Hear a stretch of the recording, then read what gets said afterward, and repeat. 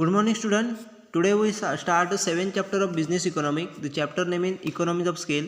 In this chapter, we learn about the internal economies of scale, external economies of scale, then diseconomies of scale, then economies of scope, and international economies of scale. This part we learn in this chapter. So in today's lecture, we start with introduction and types of internal economies. This part we learn in this lecture. So we start with first introduction. Internal and external economies of scale are related to the firm and industry and their scale of production. A firm refers to an enterprise involved in the production of commodity, while an industry refers to group of firms producing a specific commodity. When firm expand its scale of production, derive certain advantages which are termed as internal economies of scale. In other words, it refers to anything which helps the firm to reduce the cost of production. Internal economies are also termed as economies of large-scale production. Internal economies occur to a firm when its size expands. External economies refers to the benefit enjoyed by the all firm in the industry when their size expands. म्हणजे त्या ठिकाणी आपल्याला internal आणि external economies म्हणजेच काय ते दिलेलं आहे. तर इंटरनल आणि एक्सटर्नल इकॉनॉमीज हे आपल्याला पूर्णपणे एखाद्या फर्मची रिलेटेड असेल किंवा इंडस्ट्री असेल किंवा त्याचा स्केल ऑफ प्रोडक्शन असेल याच्या रिलेटेड असलेलं दिसून येतं. म्हणजेच इंटरनल आणि एक्सटर्नल इकॉनॉमीज हे आपल्याला पूर्णपणे एखाद्या फर्मशी रिलेटेड किंवा इंडस्ट्रीशी रिलेटेड किंवा त्याच्या प्रोडक्शन स्केलशी रिलेटेड असलेलं दिसून येतं. जेव्हा एखादी फर्म तिचं प्रोडक्शन स्केल असेल ते एक्सपांड करण्याचा प्रयत्न करते व त्या एक्सपांडच्या माध्यमातून वेगवेगळ्या प्रकारचे ॲडव्हान्टेजेस हे त्या फर्मला होताना दिसून येतात. त्यालाच आपण इंटरनल इकॉनॉमीज ऑफ स्केल असं म्हटलं जातं. म्हणजेच त्या प्रोडक्शनच्या इंटरनल फॅक्टरमध्ये चेंज करून आपण त्या ठिकाणी प्रोडक्शन स्केल वाढवण्याचा प्रयत्न करत असतो व त्या प्रोडक्शन स्केलचं वाढवल्यामुळे आपल्याला जो काही ॲडव्हान्टेजेस त्या फर्मला होत असतो त्यालाच आपण इंटरनल इकॉनॉमीज ऑफ स्केल असं म्हटलं जातं. त्याचबरोबर इतर शब्दात सांगायचं झालं तर प्रोडक्शन कॉस्ट आपल्याला कमी करण्यासाठी जे काही उपाय केले जातात किंवा जे काही आपल्याला मदत करत असतं आपले प्रोडक्शन कॉस्ट कमी करण्यासाठी त्यालाच आपण इंटरनल इकॉनॉमीज ऑफ स्केल असं म्हटलं जातं. त्याचबरोबर इंटरनल इकॉनॉमीज स्केलला त्या ठिकाणी लार्ज स्केल प्रोडक्शन देखील असं म्हटलं जातं. Economies of large scale production असं देखील म्हटलं जातं.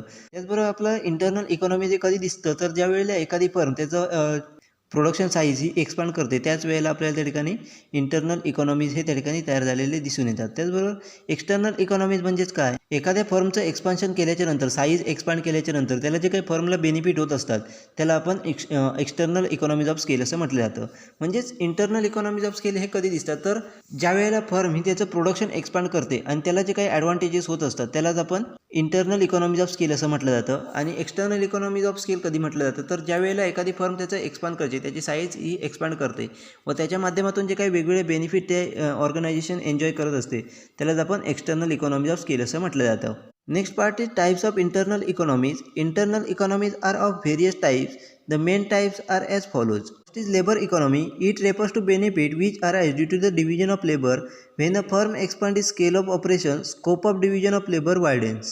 Division of labor refers to splitting a production process into the several units, and each unit gives a group of workers. Thus, each worker will specialist in the production of that part of the commodities. Such process improve the skills and dexterity of the workers, and their productivity increase significantly.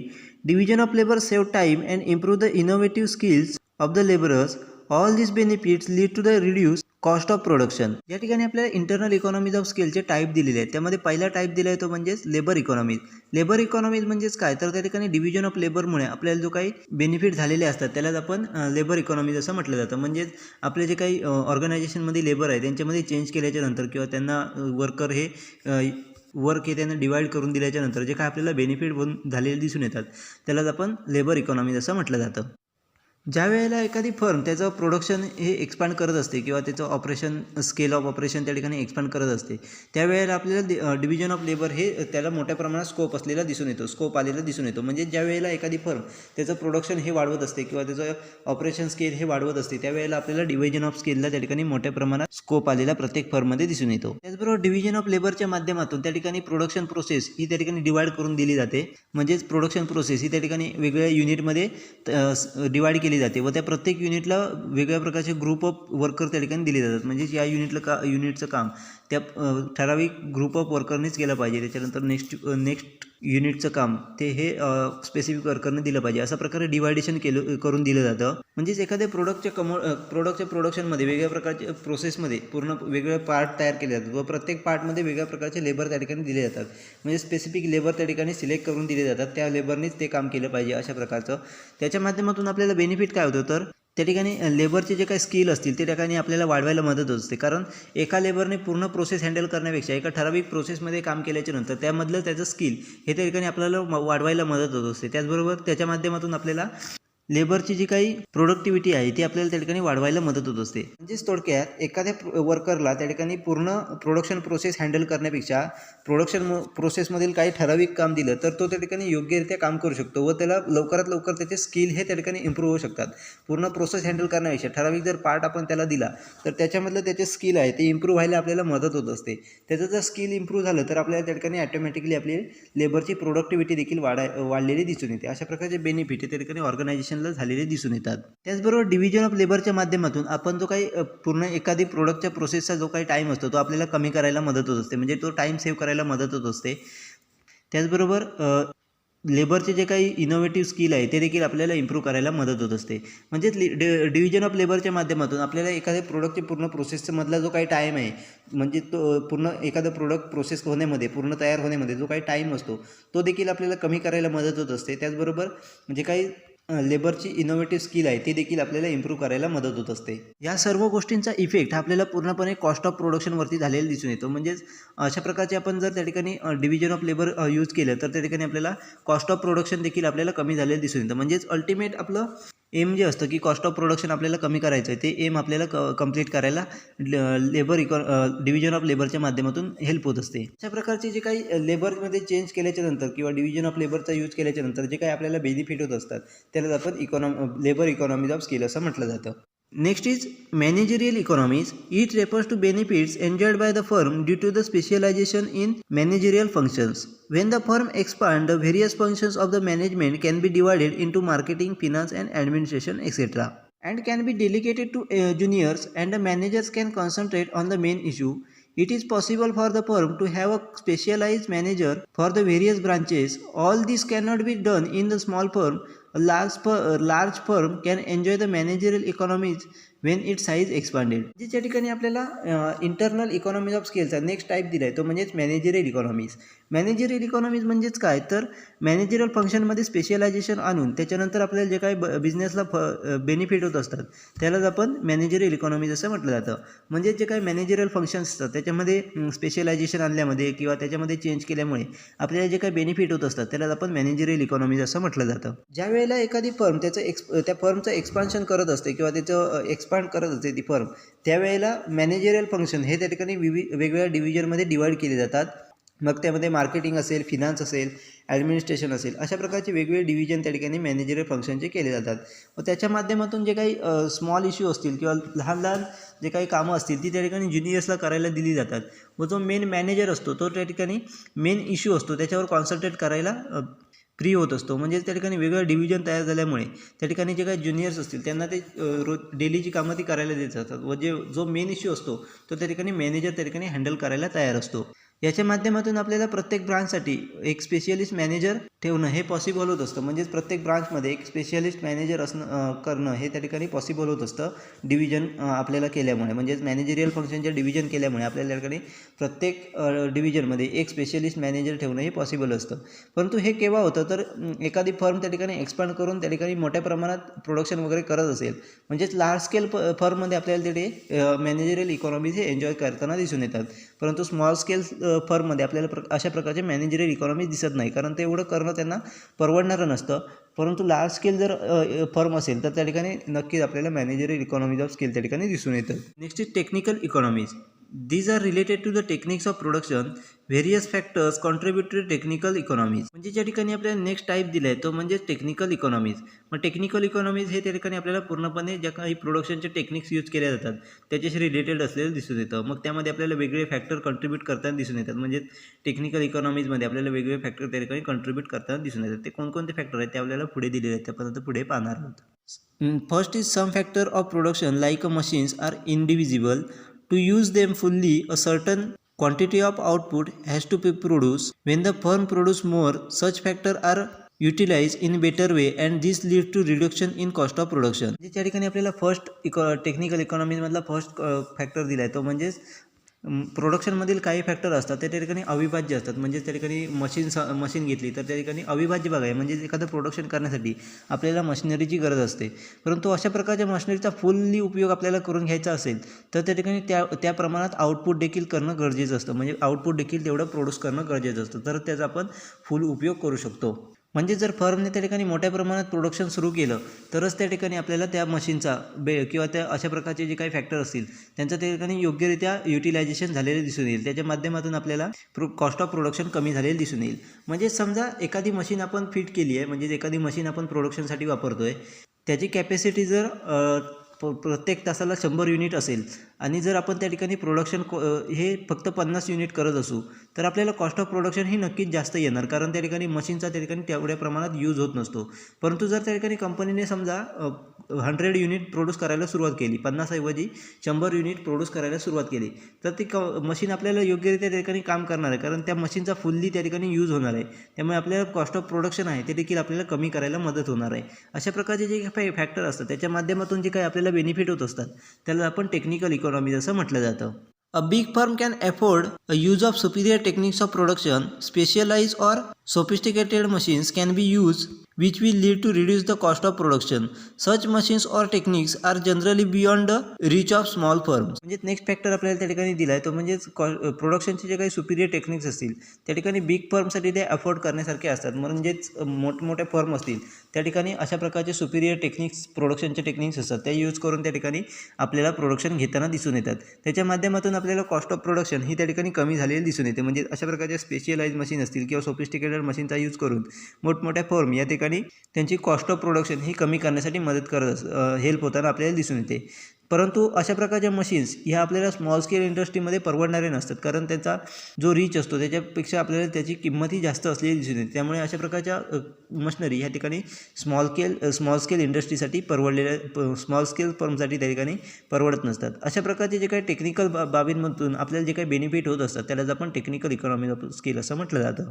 Large scale production enable the firm to use the power more effectively then the small firm. म्हणजे ज्या ठिकाणी next आपल्याला दिलं आहे तर म्हणजेच जर त्या ठिकाणी आपण मोठ्या प्रमाणात प्रोडक्शन घेत असू, म्हणजे जर फर्म आपली जर मोठी असेल आणि मोठ्या प्रमाणात जर आपण त्या ठिकाणी प्रोडक्शन जर घेत असू तर त्या ठिकाणी आपण जी काही पॉवर आपल्याला लागणार आहे, म्हणजे इलेक्ट्रिकल पॉवर असेल किंवा मॅन पॉवर असेल, ते आपण त्या ठिकाणी इफेक्टिवली आपण यूज करू शकतो.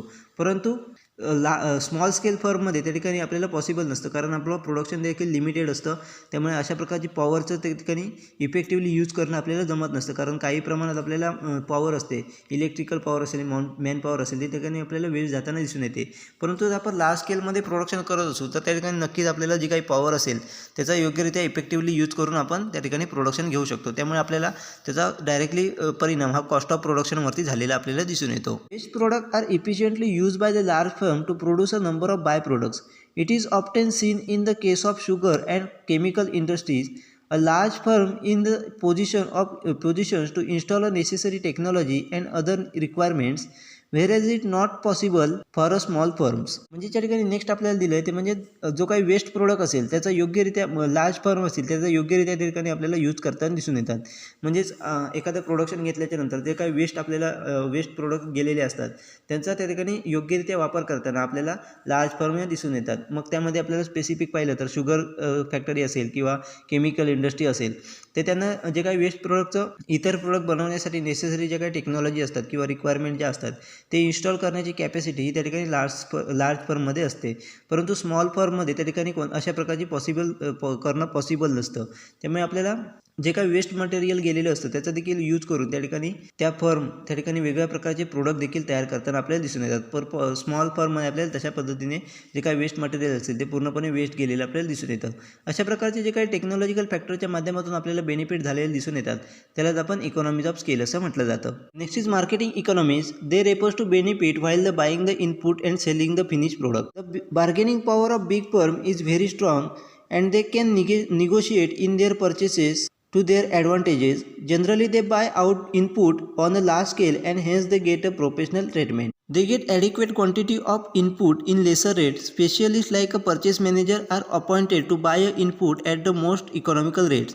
While the selling output also it has many advantages. It can economize on the number of things like a transportation cost, advertising cost, administration cost, etc. A large firm enjoy the flexibility of buying and selling more when the market conditions are favorable. या ठिकाणी आपल्याला next type दिला आहे तो म्हणजेच marketing economies. यामध्ये आपल्याला buying of inputs आणि सेलिंग ऑफ फिनिश प्रोडक्ट किंवा आउटपुट यांच्यामधून जो काही आपल्याला बेनिफिट झालेला दिसून येतो त्याला आपण मार्केटिंग इकॉनॉमीज असं म्हटलं जातं. म्हणजेच त्या ठिकाणी आपण इनपुट बाय करत असताना त्याचबरोबर फिनिश प्रोडक्ट सेल करत असताना आपल्या ज्या त्या ठिकाणी आपल्याला जे बेनिफिट होत असतात त्या ठिकाणी मार्केटिंग इकॉनॉमीज ऑफ स्केलमध्ये इन्क्लूड केले जातात. या ठिकाणी आपण जर लक्ष दिलं तर मोठ्या फर्म असतात त्यांची बार्गेनिंग पॉवर देखील त्या ठिकाणी आपल्याला मोठ्या प्रमाणात असलेली दिसून येते. त्याचबरोबर ते त्यांच्या ॲडव्हान्टेजेससाठी म्हणजे त्यांच्या फायद्यासाठी त्या ठिकाणी निगोशिएट देखील करताना दिसून येतं. म्हणजे त्या ठिकाणी इनपुट खरेदी करत असताना किंवा एखादी गोष्ट परचेस करत असताना त्या ठिकाणी त्यांच्या ॲडव्हान्टेजेससाठी मोठ्या प्रमाणात त्या ठिकाणी निगोशिएट देखील करताना दिसून येतं. त्याचबरोबर मोठ्या प्रमाणात बार्गेनिंग देखील करताना दिसून येतात. त्याचबरोबर त्यांचं जे काही इनपुट खरेदी करणं असतं म्हणजे इनपुट जेव्हा बाय करतात ते त्या ठिकाणी मोठ्या प्रमाणात लार्ज स्केलमध्ये बाय करत असल्यामुळे त्यांना दिली जाणारी ट्रीटमेंट ही ठिकाणी पूर्णपणे प्रोफेशनल ट्रीटमेंट दिली जाते. म्हणजे मोठ्या प्रमाणात खरेदी करत असल्यामुळे जो कोणी सप्लायर असेल तो त्या ठिकाणी त्यांना प्रोफेशनल ट्रीटमेंट ही आपल्याला देताना दिसून येतो. त्याचबरोबर ते जे काही इनपुट खरेदी करत असतात ते ठिकाणी लेसर रेटमध्ये कशा पद्धतीने करता येईल याच्याकडे लक्ष देताना दिसून येतात. म्हणजे त्यामध्ये परचेस मॅनेजरला अपॉइंट करून त्या ठिकाणी कमीत कमी इकॉनॉमिक रेटमध्ये आपल्याला कशा पद्धतीने इनपुट खरेदी करता येईल याच्याकडे फोकस करताना दिसून येतात. म्हणजेच परचेस मॅनेजरचं कामच ते असतं की इकॉनॉमीमध्ये रेट कशा पद्धतीने चालले आहेत इनपुटचे. जेव्हा रेट कमी होईल त्यावेळेला जास्तीत जास्त इनपुट खरेदी करून ठेवणं यासाठी त्या ठिकाणी परचेस मॅनेजरची निवड केलेली आपल्याला दिसून येते. अशा प्रकारे ते इनपुट खरेदी करत असताना वेगवेगळ्या प्रकारचे ॲडव्हान्टेजेस आपल्याला घेताना दिसून येतात. त्याच्यानंतर आपण जर पाहिलं तर फिनिश प्रोडक्ट सेल करत असताना देखील आपल्याला वेगवेगळ्या प्रकारचे ॲडव्हान्टेजेस आपल्याला घेताना दिसून येतात. मग त्यामध्ये ट्रान्सपोर्टेशन कॉस्ट असेल, ॲडव्हर्टायझिंग कॉस्ट असेल, त्याचबरोबर ॲडमिनिस्ट्रेशन कॉस्ट असेल, अशा प्रकारचे वेगवेगळ्या बेनिफिट देखील आपल्याला त्या ठिकाणी घेताना दिसून येतात. त्याचबरोबर मार्केट सिच्युएशननुसार म्हणजेच मार्केट कंडिशन कशा पद्धतीने आहे त्यानुसार त्या ठिकाणी आपल्याला फ्लेक्झिबली बाय आणि सेलिंग करताना दिसून येतात.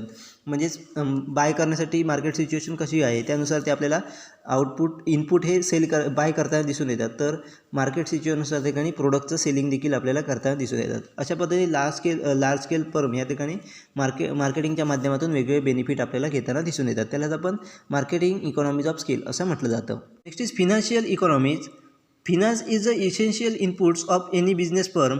A large firm are able to get a finance easily and quickly compared to the small firm. This is because they have their own reputation and considerable influence on the financial institution. Big firms are considered less risk by the bank and institution and are ever willing to provide a financial help to them. They can also raise equity capital and debt capital. Big firms are not only able to get adequate capital but also at the lower rate of interest. म्हणजे या ठिकाणी आपल्याला next type दिला आहे तो म्हणजे financial economies. मग या ठिकाणी फिनान्शियल इकॉनॉमीज म्हणजेच काय, मग त्यामध्ये बिझनेसमध्ये लागणारा जो काही फिनान्स आहे त्याच्या माध्यमातून जे काही बेनिफिट आपल्याला झालेले दिसून येतात. म्हणजे लवकरात लवकर फिनान्स मिळत असणे म्हणजेच फिनान्शियल सपोर्ट योग्यरित्या मिळणे, त्याचबरोबर रेट ऑफ इंटरेस्ट असेल त्याच्यावरचा, याच्या माध्यमातून जे काही आपल्याला बेनिफिट झालेले दिसून येतात ते त्या ठिकाणी फिनान्शियल इकॉनॉमीजमध्ये इन्क्लूड केले जातात.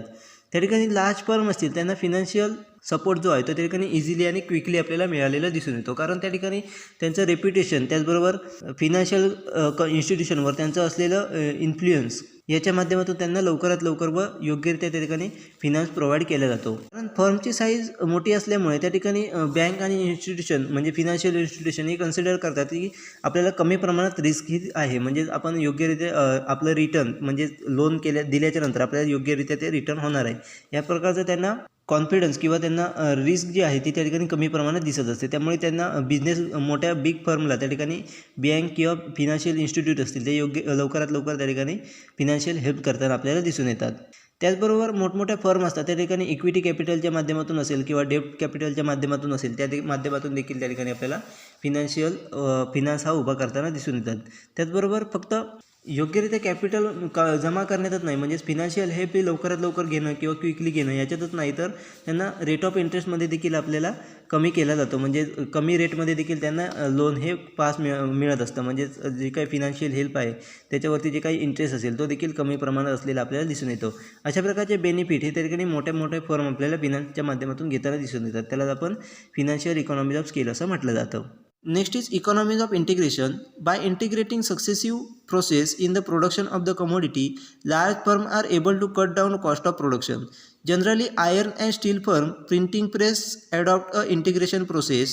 For example, in case of iron and steel industry, right from melting the iron to converting into the different shape or size are done in the same premises. This leads to generate efficiency and productivity. Next आपल्याला दिलं आहे ते म्हणजे economies of integration. म्हणजेच मोठमोठ्या firm आहेत त्या ठिकाणी इंटिग्रेशन प्रोसेस ॲडॉप्ट करून आपली कॉस्ट ऑफ प्रोडक्शन कशा पद्धतीने कमी करता येईल याच्याकडे आपल्याला लक्ष करताना दिसून येतात. म्हणजेच एकाच ठिकाणी आपल्याला प्रोडक्शन हे कशा पद्धतीने घेता येईल, एखाद्या कमोडिटी कशा पद्धतीने प्रोड्यूस करता येईल याच्याकडे फोकस करताना दिसून येतात व त्याच्या माध्यमातून आपली कॉस्ट ऑफ प्रोडक्शन कशा पद्धतीने कमी करता येईल याच्या ठिकाणी लक्ष देताना दिसून येतात. मग त्यामध्ये जनरली बघितलं तर आयर्न किंवा स्टील फर्म असेल किंवा प्रिंटिंग प्रेस असेल ते अशा प्रकारचे इंटिग्रेशन प्रोसेस आपल्याला ॲडॉप्ट करताना दिसून येतात.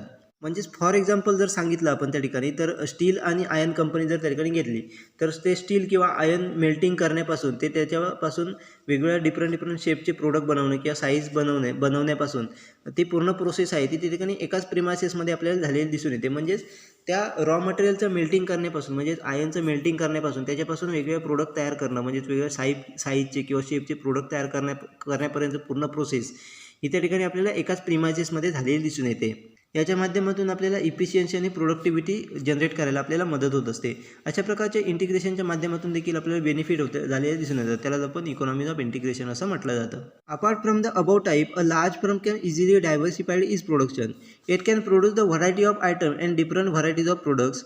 Through this it try to minimise the business risk. Loss in one can be compensated by the gain in other product. Moreover, the firm can easily expand its markets throughout the country. म्हणजेच वरती आपण वेगवेगळ्या प्रकारचे type बघितलेच, म्हणजेच internal economies of स्केलचे वेगवेगळे type बघितले. त्याचबरोबर त्या ठिकाणी मोठमोठ्या फर्म आहेत त्या ठिकाणी वेगवेगळ्या प्रकारचे प्रोडक्शन देखील करताना दिसून येतात. मग त्यामध्ये व्हरायटी ऑफ आयटम्स असतील, त्याचबरोबर व्हरायटी ऑफ प्रोडक्ट त्या ठिकाणी प्रोड्यूस करताना आपल्याला दिसून येतात. डिफरंट प्रोडक्ट आपल्याला प्रोड्यूस करताना दिसून येतात. त्याच्या माध्यमातून ते बिझनेस रिस्क कशा पद्धतीने कमी करता येईल याच्याकडे फोकस करताना आपल्याला दिसून येतात. म्हणजेच त्या ठिकाणी एखाद्या प्रोडक्टच्या सेलमध्ये आपल्याला लॉस झाला, म्हणजेच एखाद्या प्रोडक्टच्या माध्यमातून आपल्याला जर लॉस होत असेल तर तो लॉस तो इतर प्रोडक्टच्या बेनिफिटमधून तो आपल्याला भरून काढलेला दिसून येतो. म्हणजे इतर प्रोडक्टच्या माध्यमातून आपल्याला तो लॉस हा भरून काढलेला दिसून येतो. अशा माध्यमातून त्या बिझनेस फर्म या पूर्ण कंट्रीमध्ये त्यांचं मार्केट हे इझिली एक्सपांड करताना आपल्याला दिसून येतात. अशा पद्धतीने वेगवेगळ्या पद्धतीने आपल्याला बिझनेस फर्म या ठिकाणी एक्सपान्शन करताना दिसून येतात. अशा प्रकारचे इंटरनल इकॉनॉमीज ऑफ स्केल आपल्याला या ठिकाणी दिलेले आहेत.